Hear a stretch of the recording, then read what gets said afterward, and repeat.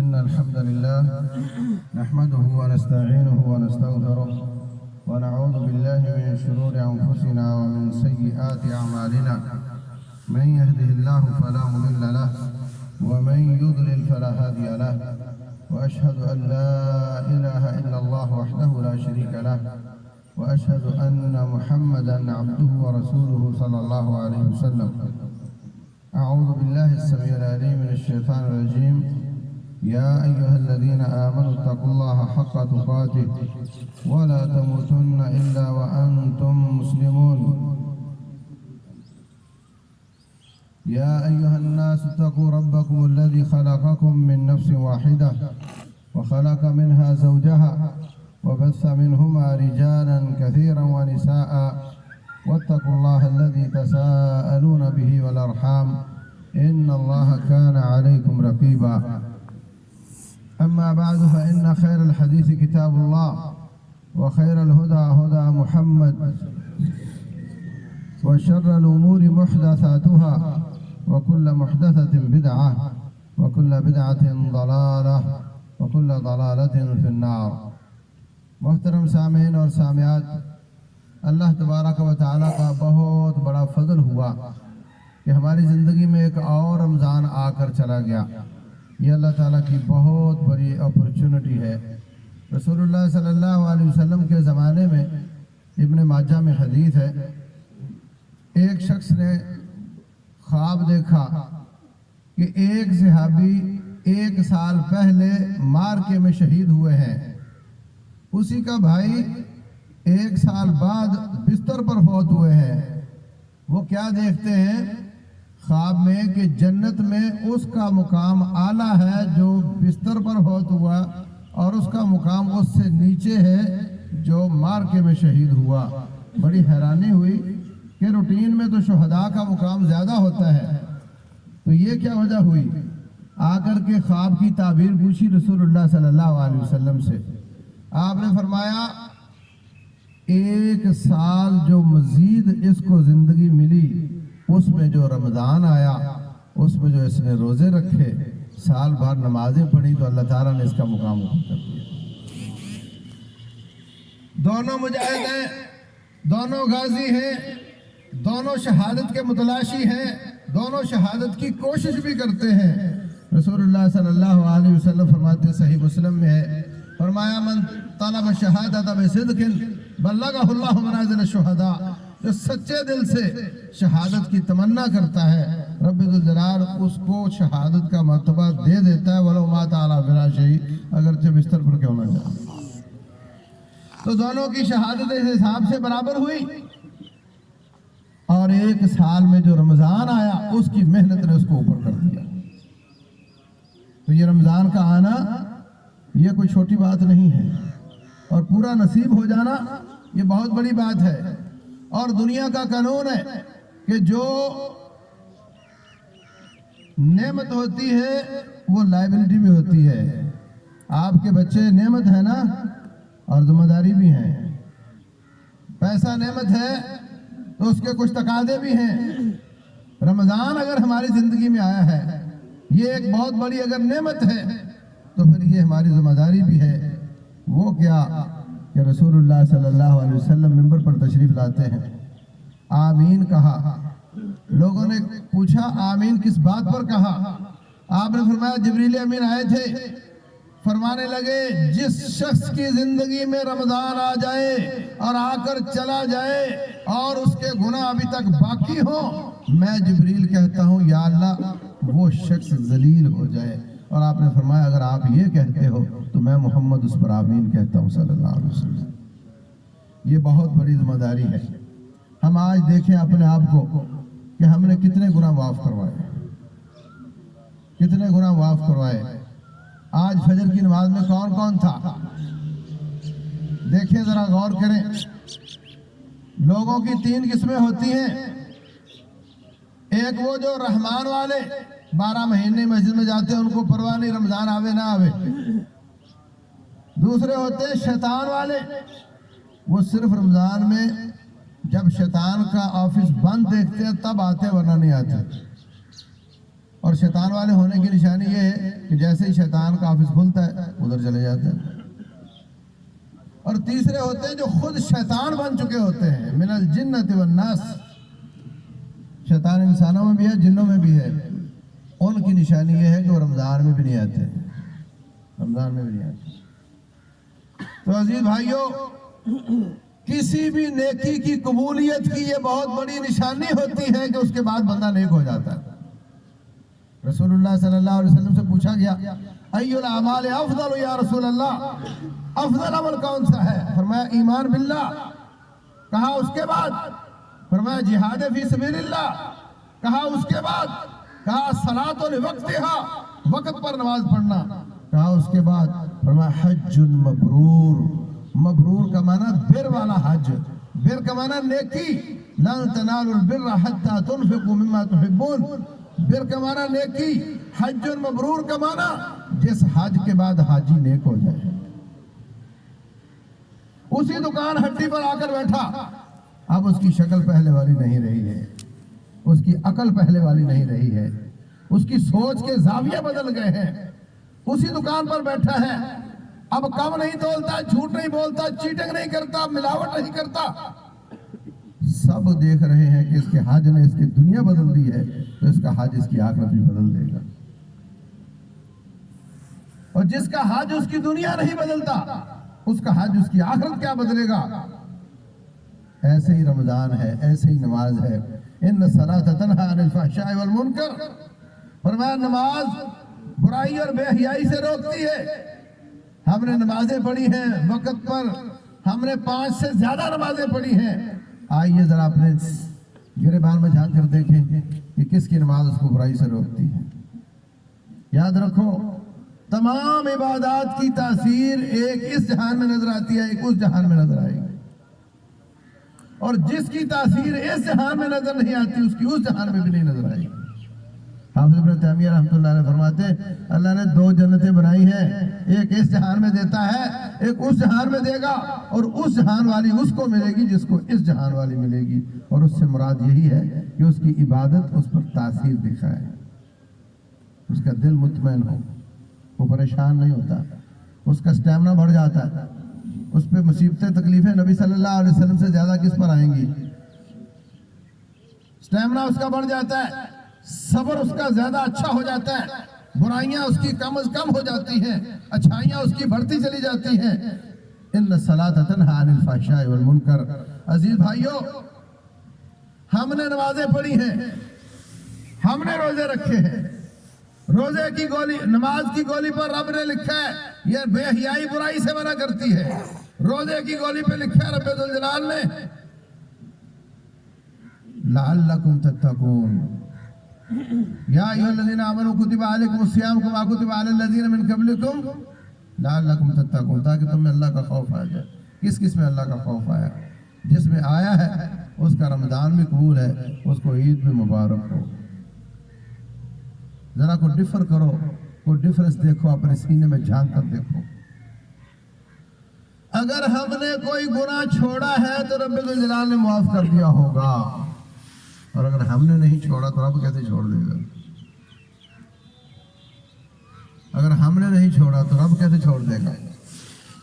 جتنے ہم نے چھوڑے اتنے انشاءاللہ رب نے معاف کر دیے ہوں گے، اور جتنے ہم نے نہیں چھوڑے، یہ تو معافی اللہ تعالیٰ کی کوئی کمزوری تو نہیں ہے. تو میرے عزیز بھائیوں، میں بات بے وقت نہیں کر رہا کہ اب تو رمضان گزر گیا اب بات کر رہے ہو، نہیں. میرے رب کا دربار تو 12 مہینے کھلا رہتا ہے، وہ تو 24 گھنٹے کھلا رہتا ہے. فرمایا رب ذوالجلال رات کے آخری تہائی حصے میں سارا سال آسمان دنیا پہ نزول فرماتا ہے، اور یبسط یدہ اپنے ہاتھ پھیلا دیتا ہے. حال میں مستغفر فاغفر لہ، کوئی ایسا ہے جس نے گناہ کیا ہو مجھ سے معافی مانگے، میں اس کو معاف کر دوں. ہر وقت اس کا دربار کھلا ہے.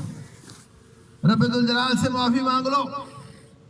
یہ کرونا اور یہ لاک ڈاؤن اور یہ کاروبار کا مسائل سب کے سب اللہ تعالیٰ کی ناراضگی کی نشانی ہے. یہ وبائیں رب ذوالجلال کے لشکر ہوتے ہیں.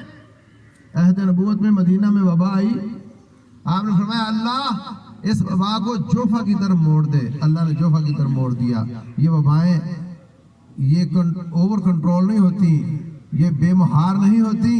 کائنات کی ہر چیز کو میرا رب ہی چلاتا ہے. یہ وبائیں بھی میرے رب کے اختیار میں.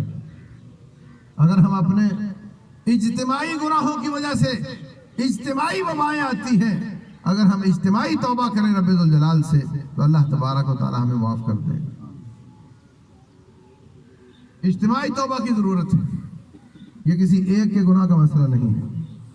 اور پھر ہم نے رمضان میں صدقات کیے. عید کے موقع پر بھی نبی صلی اللہ علیہ وسلم صدقات وصول فرماتے, قافلے روانہ کرتے. تم اس علاقے میں چلے جاؤ, تم اس علاقے میں جاؤ, جا کر اللہ کا دین غالب کرو. اور ساتھ ان کے لیے اپیل فرماتے, حتیٰ کہ عورتوں کے کھاتے میں خود تشریف لے جاتے. حضرت بلال جھولی بچھا دیتے اور عورتیں اپنے زیور اتار اتار کر اس میں ڈال رہی ہوتی تھی. یہ صدقہ رسول اللہ صلی اللہ علیہ وسلم فرماتے ہیں ان الصدقۃ تطفئ غضب الرب, صدقے سے میرے رب کا غصہ کافور ہو جاتا ہے, غصہ بجھ جاتا ہے. جب میرا رب کا غصہ ختم ہو جاتا ہے تو اللہ تعالیٰ وبائیں ٹال دے گا. فرمایا یہ جو صدقہ ہے, دعوا مرضاکم بالصدقہ, اپنے بیماروں کا علاج صدقے کے ساتھ کیا کرو. یہ وقت ہے کہ آج ہم عید کی خوشیوں میں ہیں, تو نہ جانے مسلمانوں کے کتنے علاقے وہ خوشیوں میں نہیں ہیں. اگر آج ہم ہلکا سا لاک ڈاؤن جھیل رہے ہیں تو بڑا شدید قسم کا لاک ڈاؤن کئی سالوں سے جھیل رہے ہیں. اگر آپ کے ساتھی بیٹے بھائی سب پورے ہیں, ان کے بیٹے بھائی جیلوں میں ہیں, ان کے کاروبار بیٹھ گئے, تباہ ہو گئے. اگر آج ہم خوشیاں منا رہے ہیں تو آج ہمیں ان کو اپنی خوشیوں میں شریک کرنا چاہیے. ایک دن دو دن نہیں, مستقل ان کی کفالت کا انتظام کرنا چاہیے.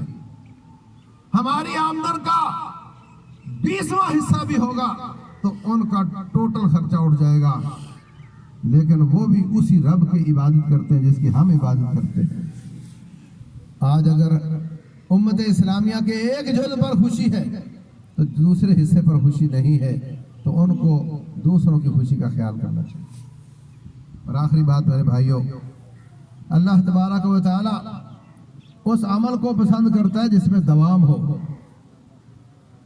احب الاعمال الی اللہ ادومها وان قل, اللہ کو وہ عبادت وہ نیکی پسند ہے جس میں دوام ہو, اگرچہ تھوڑا کیوں نہ ہو. اگر کسی غریب کو کوئی شخص رمضان میں 50,000 دے دے اور دوسرا اس کو ہر مہینے 5,000 دیتا ہو, وہ کس کو پسند کرے گا؟ دوام والے. رب ذوالجلال بھی دوام والے عمل کو پسند کرتا ہے.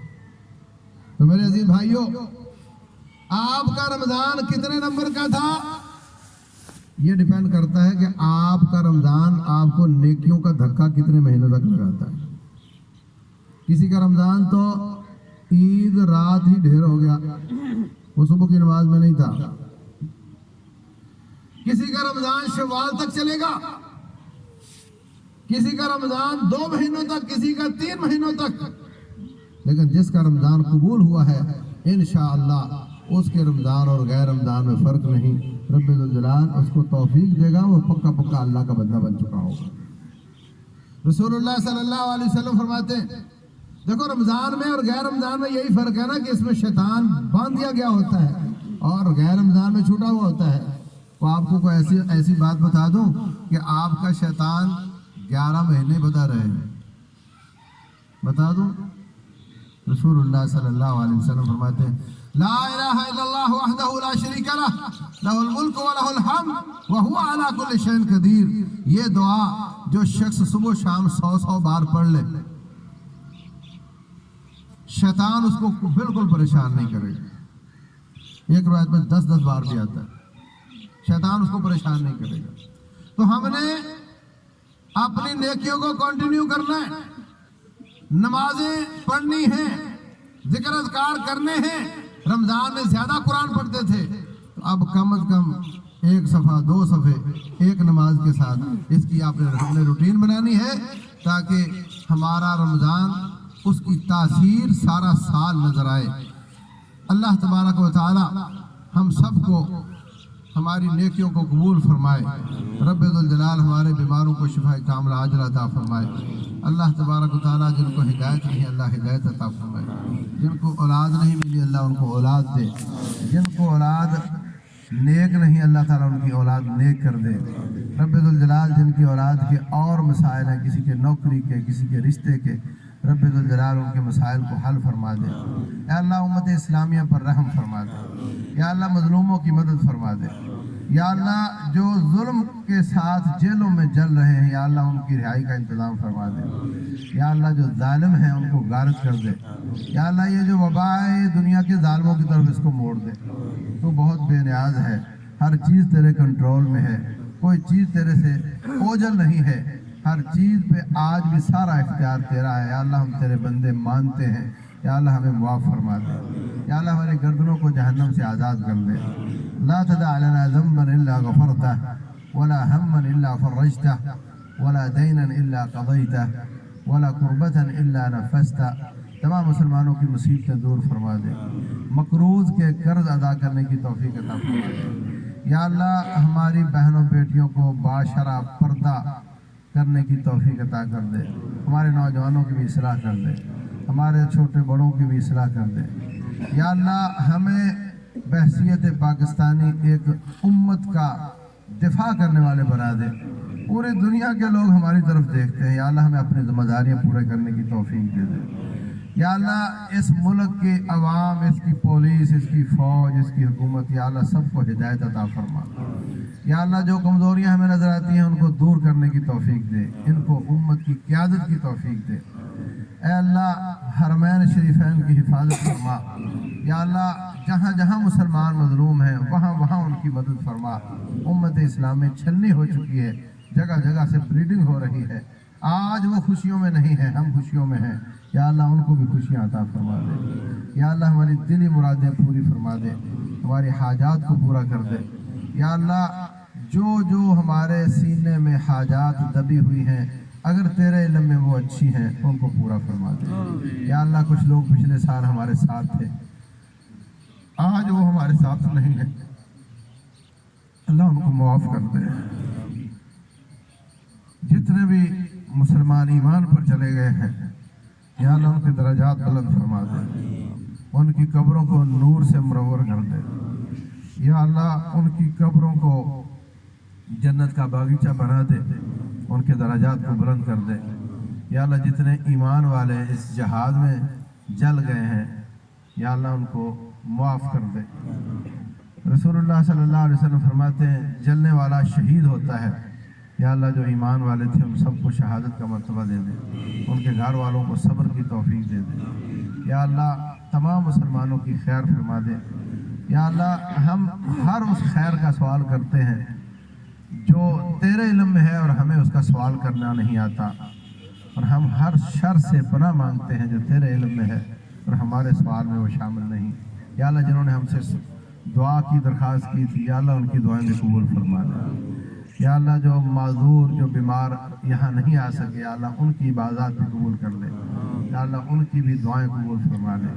اللہم صلی وسلم وبارک علی نبینا محمد وعلی آلہ وصحبہ اجمعین۔ سبحانک اللہم ربنا وبحمدک اشہد ان لا الہ الا انت استغفرک واتوب الیک۔